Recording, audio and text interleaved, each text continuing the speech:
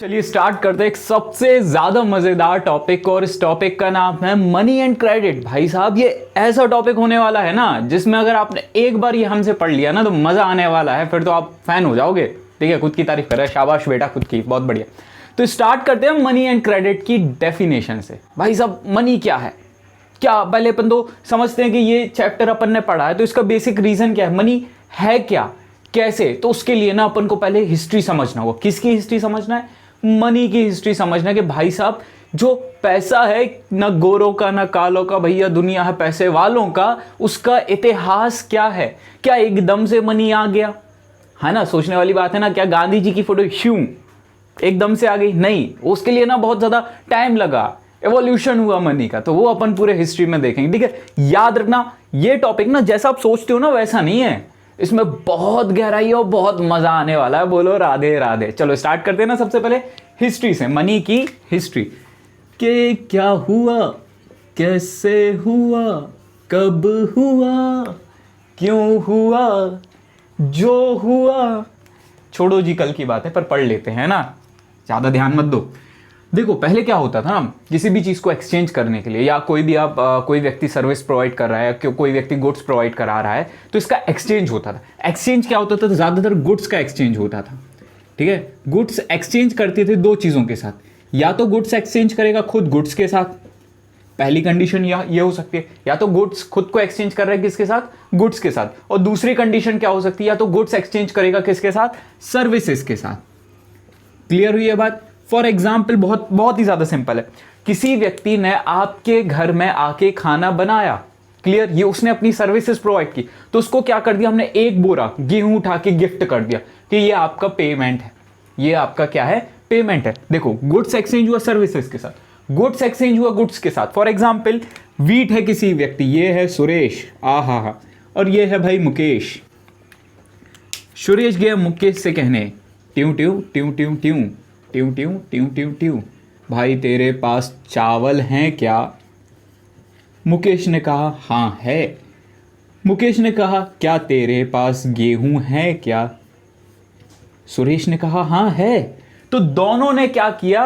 वो गुड्स को एक्सचेंज कर लिया था, exchange of goods with another goods.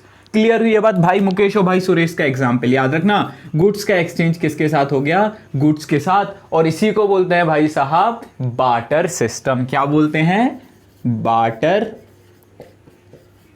Barter system. Clear हुई ये बात? तो काफी ज्यादा सिंपल चैप्टर, मजेदार है, बहुत मजेदार है। ठीक है, तो पहली चीज क्लियर हुई कि बार्टर सिस्टम क्या होता है भैया? Exchange of goods with goods. Clear? अब दिक्कत यहां पे ये नहीं है, दिक्कत भी है भाई साहब, हर चीज के साथ ना लिमिटेशंस आता है। ठीक है, इसका एक लिमिटेशन ये है, LIMITATI, वो गाना याद रखना, सोशल साइंस का सबसे बेस्ट गाना है, ये क्या हुआ, कैसे हुआ। इसलिए तो भाई साहब मेरा फेवरेट क्वेश्चन है व्हाई। क्लियर? समझ गए ना, वो गाना फेवरेट है। ठीक है, तो लिमिटेशन की बात करेंगे तो लिमिटेशन सिर्फ एक ही है, that is it needs double coincidence of want. Sir ये क्या बोल दिया सर, समझ में ही नहीं आया। डबल कोइंसिडेंस ऑफ वांट्स, ये भाई साहब बहुत बड़ी समस्या है। समस्या क्या है? ध्यान से इमेजिन करो, मुकेश को जो चीज चाहिए वो सुरेश के पास है ही नहीं, या मुकेश को जो चीज चाहिए वो सुरेश के पास है, पर सुरेश को जो चीज चाहिए वो मुकेश के पास नहीं है। Getting my point? क्लियर हुआ? इमेजिन करो कि इसको चावल चाहिए थे और वो उसके पास थे, लेकिन इसको चाहिए दाल और वो इसके पास नहीं है। तो अब क्या इस कंडीशन में एक्सचेंज होगा? तो इस कंडीशन में ना एक्सचेंज नहीं होगा। क्यों नहीं होगा? क्योंकि बहुत सारी प्रॉब्लम। अगर आप कहोगे सर एक काम करो, दाल ले लो, किसी और से पूछ लेना, उसको दे देना, ये बहुत कॉम्प्लेक्स प्रोसेस हो जाएगा, बहुत ज्यादा क्या हो जाएगा? कॉम्प्लेक्स प्रोसेस हो जाएगा। इस कारण से बार्टर सिस्टम का सबसे बड़ा लिमिटेशन क्या है? It requires double coincidence. Word समझ गए ना? कोइंसिडेंस समझ गए ना, कि एक साथ बोला, एक साथ किया, फलाना, सेम पिंच, ऐसे बिल्कुल ऐसे पकड़ के घुमा देते हो तुम लोग। ठीक है, तो double coincidence of wants. Clear हुई ये बात? ये सबसे बेसिक रिक्वायरमेंट होती है किसके लिए? बार्टर सिस्टम के लिए। तो अब भाई साहब जब लिमिटेशन है, देखो एक चीज हमेशा, आपदा ही अवसर की जननी होता है। Getting my point? आपदा मतलब जब भी कोई प्रॉब्लम होगी ना, वो हमेशा एक अपॉर्चुनिटी को लेकर आएगी। क्या लेकर आएगी, एक अपॉर्चुनिटी को। तो यहां पर भी बार्टर सिस्टम के साथ भाई साहब बहुत सारी प्रॉब्लम्स एसोसिएटेड थी, जिसमें मेजर प्रॉब्लम क्या थी, double coincidence of want. Clear? क्या हुआ, कैसे हुआ, क्यों हुआ, छोड़ो जी भाई, रहने दो। ठीक है, तो ये रब कर दें, लिख लिया होगा तो स्क्रीनशॉट ले लेना। अब देखो यहां पे यानी ये वाली चीज तो फेल हो गई, बार्टर सिस्टम की चीज फेल हो गई।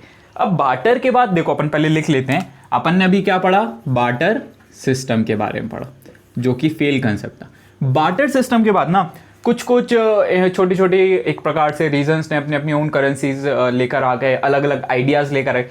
इनिशियल दौर में ना ये आइडियाज सीमित थे सील्स पे, टेराकोटा जो सील्स होती थी उस पर, लेकिन वो क्या था, बहुत ही ज्यादा फ्रेजाइल होते हैं। टेराकोटा मतलब होता है आग में पकी हुई मिट्टी, आग में पकी हुई मिट्टी। इमेजिन करो मिट्टी पे एक बढ़िया सा घोड़ा बना दिया, ट्यूं ट्यूं ट्यूं, ये घोड़ा, बड़े बड़े कान, ठीक है, क्या शानदार बनाया सर ने, और कहा कि ये घोड़े से आप 1 किलो चावल ले सकते हो। लोग खुश, लोगों ने इसकी चुरा लिया आइडिया कि यार हम घर में भी तो बना सकते हैं घोड़ा, और लोगों ने घर में बनाना चालू कर दिया। इसका भी लिमिटेशन आया, ठीक है। लेकिन इसके बाद एक्चुअली में जो बात करें वो है मेटल से रिलेटेड करेंसीज। मेटल से रिलेटेड करेंसीज जैसे गोल्ड कॉइन, पहले तो स्टार्टिंग में ब्रॉन्ज, ठीक है, गोल्ड, सिल्वर, इसके कॉइन्स वगैरह, सील्स वगैरह बनना चालू हो गए। क्या बने, कॉइन्स और सील्स वगैरह बनना चालू हो गए, जो कि एक प्रकार से मनी को रिप्रेजेंट कर रहे थे कि मनी किस तरीके से होना चाहिए, कैसे अपन एक्सचेंज करें चीजों को। अब देखो भाई साहब, आपने क्या किया, आपने बढ़िया एक सोने का सिक्का बनाया, ठीक है, यहां पे राजा बना दिया, ताज बना दे उसका, हा क्या ताज बनाया सर ने, ठीक है, एक तलवार, ये राजा बना दिया। अब प्रॉब्लम क्या है भाई साहब, इस जो गोल्ड की वैल्यू है ना, वही इसकी करेंसी वैल्यू है।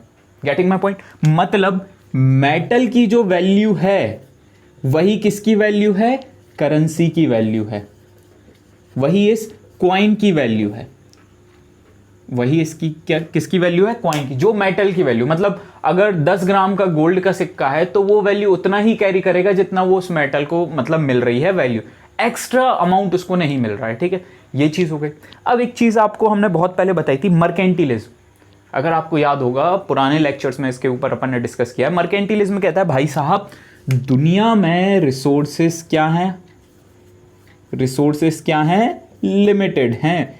मतलब तुम अनलिमिटेड गोल्ड कॉइन्स नहीं बना सकते हो, अनलिमिटेड ब्रॉन्ज कॉइन्स नहीं बना सकते हो, अनलिमिटेड सिल्वर कॉइन्स नहीं बना सकते हो। तो कहीं ना कहीं प्रॉब्लम एसोसिएटेड हो गई, ठीक है। फिर लोगों ने प्रिंट करना चालू कर दिया। इनको बोलते हैं भाई साहब पंच मार्क कॉइन। क्या बोलते हैं, ऐसे कॉइन्स को मेटल पंच मार्क कॉइन्स, ठीक है। देखा होगा उसमें क्या करते हैं, एक ऐसे सोने का सिक्का डाला, ऊपर से एक अच्छा जोर से ऐसे बिल्कुल पटका, और उसमें राजा का चित्र बन गया, ठीक है। पंच मारा ना, पंच ऐसे करके ऐसे जोर से उसको दबा दिया, ठीक है, तो क्या बन गया, राजा का चित्र बन गया, या जो भी उसमें उन लोग लिखाना चाहते हैं। तो ऐसे कॉइन्स को क्या बोलते हैं, punch mark coins. Clear, limitation समझ में आ गई कि वर्ल्ड में रिसोर्सेज लिमिटेड है, कहां तक बनाओगे भाई साहब, पहली चीज। दूसरी चीज, घरों में बनने लगे। लोगों ने अगर इसको डिकोड कर लिया कि भाई साहब बनाते कैसे हैं, तो लोगों ने घर में भी बनाना चालू कर दिया, लेकिन ऑल दो उतना ज्यादा सक्सेसफुल नहीं हो पाया था। एक आपने सुना होगा तुगलक, एक था तुगलक, उसने क्या कहा कि कॉपर के कॉइन बना दो।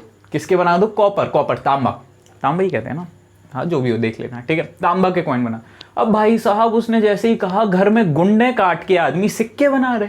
गुंड समझ के ना, वेसल्स, यूटेंसिल्स, हाँ ठीक है, काट के आदमी सिक्के बनाने लगे, इकोनॉमी गिर गई ना।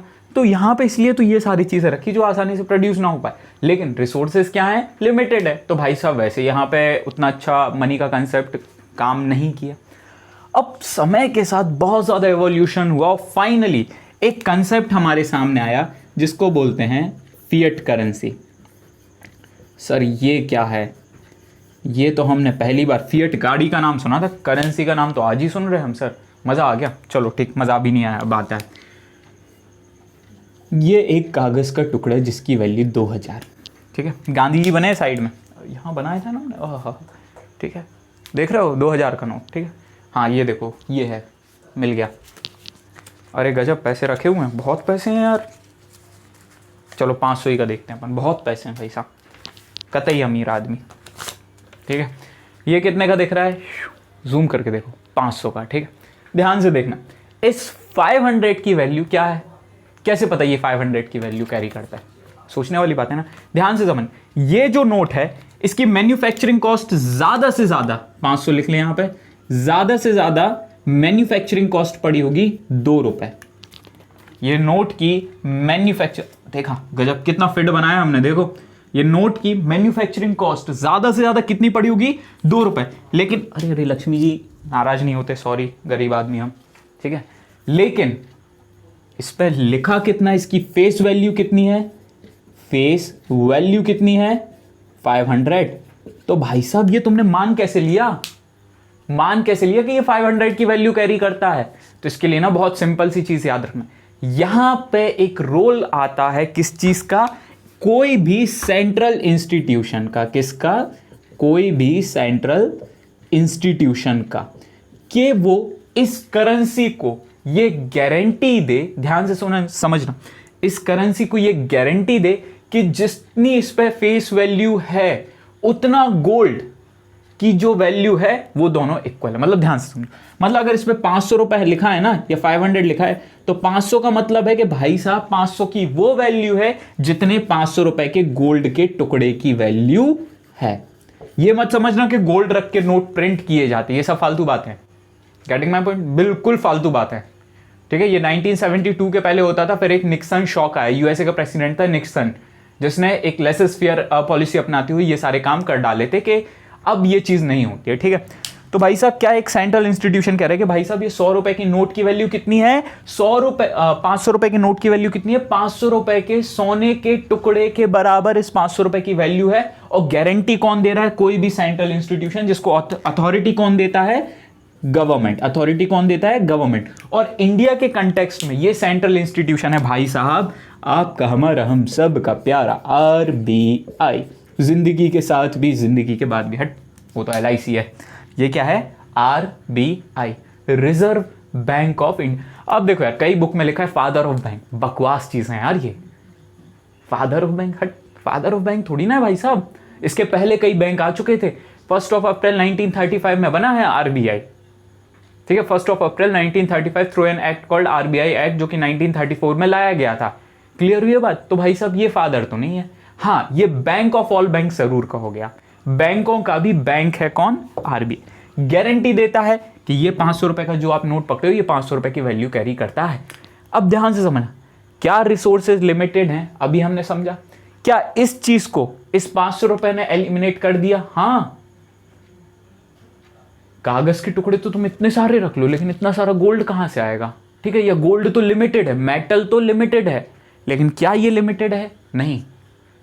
गेटिंग माय पॉइंट, क्या ये लिमिटेड है, फिएट करेंसी क्या लिमिटेड है भाई साहब, ना ना ना। ठीक है, कबूतर जा जा जा, समथिंग लाइक दैट। तो ये लिमिटेड नहीं है। इज दैट क्लियर, पक्का क्लियर हुआ। अब बात करते हैं कि जो मॉडर्न करेंसी है, फिएट करेंसी है, इसके सर लिमिटेशंस बता दो आप। हम मान जाएंगे सर कि आप बिल्कुल बता सकते हो। ठीक है, तो सर ने कहा कि अपना दिमाग चलाओ, घोड़े दौड़ाओ, 360 view, we should need a 360 direction analysis. ठीक है, तो इसमें ध्यान से समझना, क्या बड़े बड़े ट्रांजैक्शन इजीली हो सकते हैं। तुम्हें इमेजिन करो, बड़े हुए तुम, बहुत बड़े आदमी बन गए, मतलब एलन मस्क के बाद आप ही का नाम चाचा, बिल्कुल शानदार, मजा आ जाएगा, हमें सुन के मजा आ जाएगा कि आप हमारी वीडियो देख रहे हो। ठीक है, एलन मस्क के बाद आप ही का नाम, और आप गए समथिंग 2 बिलियन, 2 बिलियन तो बहुत कम हो गया यार, चलो सपोज करो, चलो 2 बिलियन, 5 बिलियन यूएस डॉलर की डील करने, और भर के ले जा रहे हैं नोट, है ना। लिमिटेशन समझ रहे हो, बड़े बड़े ट्रांजैक्शंस में ये चीज प्रॉब्लम कर जाती है, पहली चीज। दूसरी चीज, जाली नोट, फेक करेंसी। किसी के घर में प्रिंटिंग मशीन आई, भाई साहब ने नोट छाप दिया। हाँ वो गलत होता है, लेकिन फिर भी कई लोग ऐसा करते हैं। ठीक है, कई लोग कर सक्सेसफुली भी कर जाते हैं, जिसको अपन जाली नोट का कंसेप्ट कहते हैं। तो कुल मिला के क्या इसके भी लिमिटेशंस हैं भाई साहब, हाँ बिल्कुल हैं। इसके बाद भी ऐसा नहीं है, हमेशा याद रखना, सोशल साइंस से बेहतरीन प्रिडिक्शन बहुत कम आपको मिलेगा। क्लियर हुई ये बात? ये प्रिडिक्ट करता है कि आने वाला टाइम कैसे होने वाला है, ठीक है। तो यहां तक आपने लिख लिया होगा, चलो मिटा देते हैं, ये नीचे वाला बस मिटा रहे हैं। अब देखो इसकी अपन ने लिमिटेशन देख ली कि भाई साहब ये उतना ज्यादा नहीं है जितना आप सोच रहे हो, तो इसको रिप्लेस करने आ गया क्या, फोन पे, ठीक है, जिसको बोलते हैं क्या, डिजिटल करेंसी या CRYPTO, क्रिप्टो करेंसी, ठीक है। Just a click, just a click, करोड़ों के ट्रांजैक्शन, सिर्फ नंबर्स में खेल, सिर्फ किस में खेल हो रहा है, नंबर्स में। भाई साहब के नंबर चेंज हो, ये लो सट्ट से उसके अकाउंट में पैसा गया, इसके अकाउंट में पैसा गया और इकोनॉमी बूस्ट हो गई, just a single change. Clear हुई है बात? तो क्या आज के समय ये वाली चीज दिख रही है आपको, फोन पे दिख रहा होगा, ये कोई ये फिएट करेंसी है क्या? फोन पे में 500 का नोट दिखता है? कभी नहीं, ये वर्चुअल करेंसी है। इसको एक और चीज बोलते हैं क्या, वर्चुअल इमेज पढ़ते हो ना साइंस में तुम लोग, याद है ना, which is not real, cannot be projected on this, cannot be project real, ये हमें याद नहीं, ठीक है, इसको हम स्किप करेंगे दिमाग से। वर्चुअल करेंसी, ठीक है, क्लियर? हाँ, शायद वर्चुअल का ये है कि cannot be taken on the screen, ऐसा है शायद वर्चुअल का।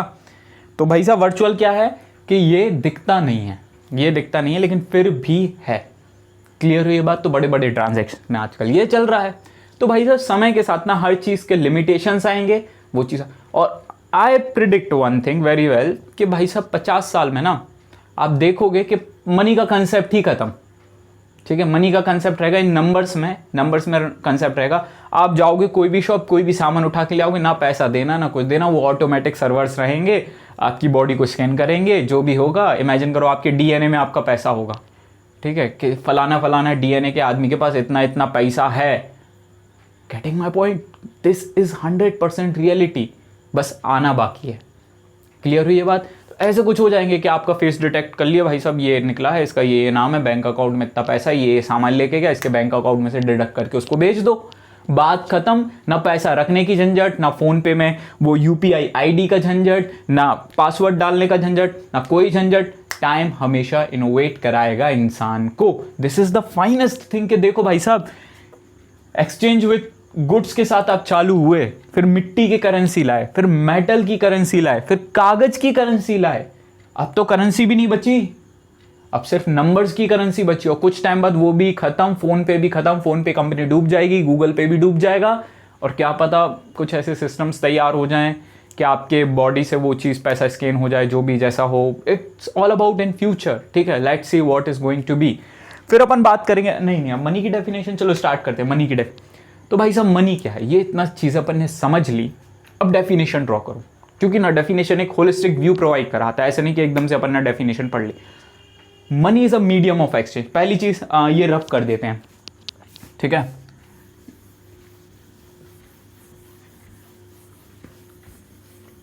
चलो भैया ये तो हो गया, पैसा पैसा पैसा, ठीक है। हाँ, बात करते हैं क्या, money is a medium of what, exchange. Money is a medium of exchange. एक चीज बताओ सिंपल से, क्या उस 500 रुपए के नोट से आप पेन ला सकते हो? हाँ। क्या आप 500 रुपए के नोट से बुक ला सकते हो? हाँ। 500 रुपए के नोट से क्या टेबल ला सकते हो? बिल्कुल। 500 रुपए के नोट से क्या चिप्स ला सकते हो? बिल्कुल सही बात। वो किसी भी चीज के साथ एक्सचेंज हो रहा है। क्या money is a medium of exchange है? बिल्कुल सही बात। पहली चीज तो ये, अपन इसको ब्रेक करके लिख रहे हैं ना, फाइनल मीन्स ऑफ पेमेंट है, फाइनल मीन्स ऑफ पेमेंट। एक चीज बताओ, जब वो चिप्स का पैकेट लेकर आए तो किस में पैसे दिए? चलो आपके यहां उधारी भी चलती हो, लेकिन एट द मंथ एंड आपको क्या देना पड़ेगा? पैसा। Getting my point? At the month and, यानी फाइनल मीन्स ऑफ पेमेंट। आप कहोगे सर हम तो उधारी ले आ रहे, वजनदारी है, चाचा विधायक हैं। नहीं भाई साहब, एक दिन तो आपको पैसा देना ही पड़ेगा, एक दिन तो देना पड़ेगा। ऐसा नहीं कि उम्र भर आप उधारी पे जी रहे हो, एक दिन तो देना पड़ेगा। Final means of